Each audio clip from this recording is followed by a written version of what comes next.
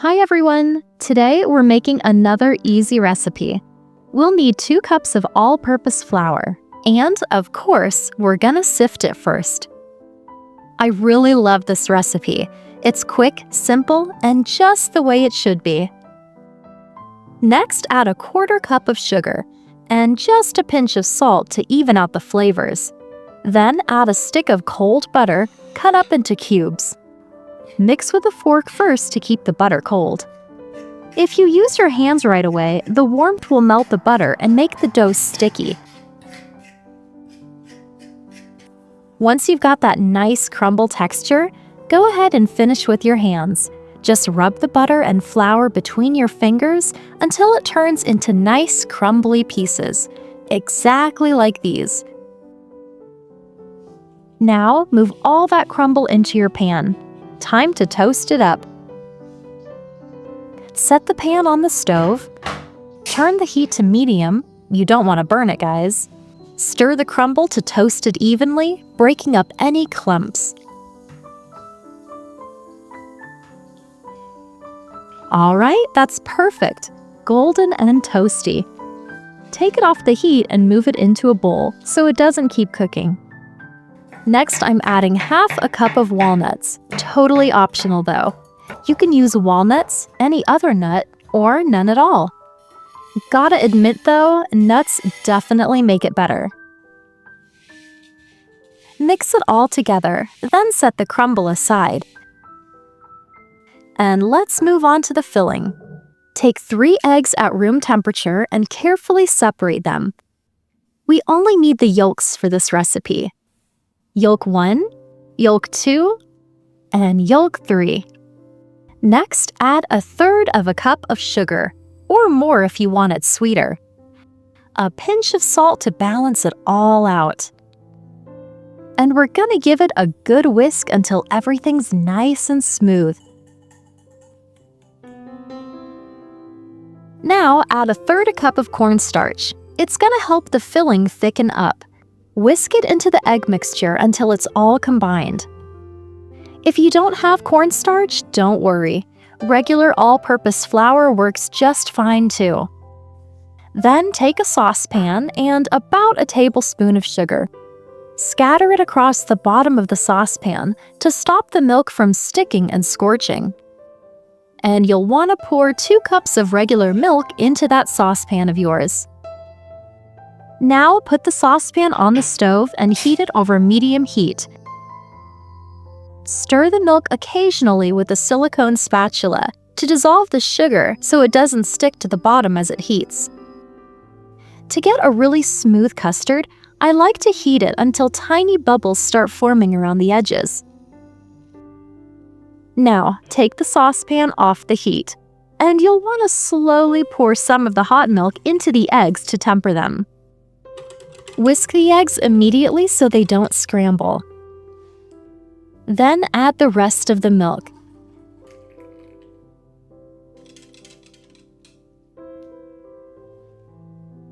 Next, transfer the egg mixture back into the saucepan.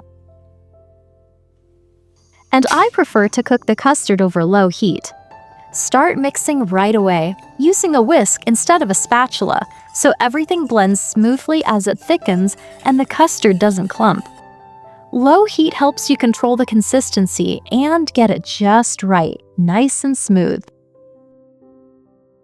Whisk the custard really well, and as soon as it thickens, you'll want to transfer it into a bowl, preferably a chilled one, to stop it from cooking any further. I also like to strain the custard through a sieve.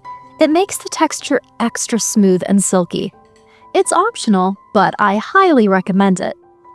Then add 1/3 stick of cold cubed butter and stir it all quickly until the butter melts. The butter turns the custard into a luxuriously smooth melt-in-your-mouth treat, so definitely don't skip this step. Let the custard cool down to room temperature. Then cover it snugly with plastic wrap so it doesn't get that skin on top. And pop it in the fridge to chill and firm up a bit. Meanwhile, take a chilled bowl straight from the freezer and pour in 1/2 cup of heavy cream. Start whipping the cream on low speed. Then, once it begins to thicken, add a spoonful of powdered sugar and increase to medium speed. Keep going until you get those nice stiff peaks. That shouldn't take long, just a few minutes. Great. Take the custard out of the fridge. It should be nicely chilled and perfectly set.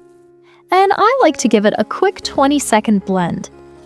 It makes the texture extra smooth and silky, though you can skip this part if you want. Add the whipped cream in batches.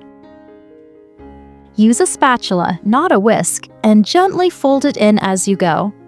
The whipped cream here is optional, but it makes the custard lighter and fluffier, so I personally like it this way. Now for this recipe, I recommend using a piping bag. It's way easier to work with when building the cake. Go ahead and transfer all the filling into your piping bag. If you don't have one, no need to worry. Just use a regular plastic bag and snip off a corner. Now take an 8 or 9-inch spring-form pan. I always line the bottom with parchment paper. It makes it way easier to get the cake out. Line the sides with parchment paper as well for clean, smooth edges once the cake is set. Then, let's make the first layer. Just add a few spoonfuls of crumble, spread it around the bottom, and press it lightly so it holds together and looks nice and even. Now for the filling layer. This is where the piping bag comes in handy. You can pipe the filling in any pattern you like, and then spread it evenly with a spatula. The piping bag makes this part so much easier. Keep layering the crumble and the filling, one after another, smoothing each layer as you go. I like to make about 4 layers of each. Then finish it all off by sprinkling the rest of the crumble on top. And that's it! Our cake is ready.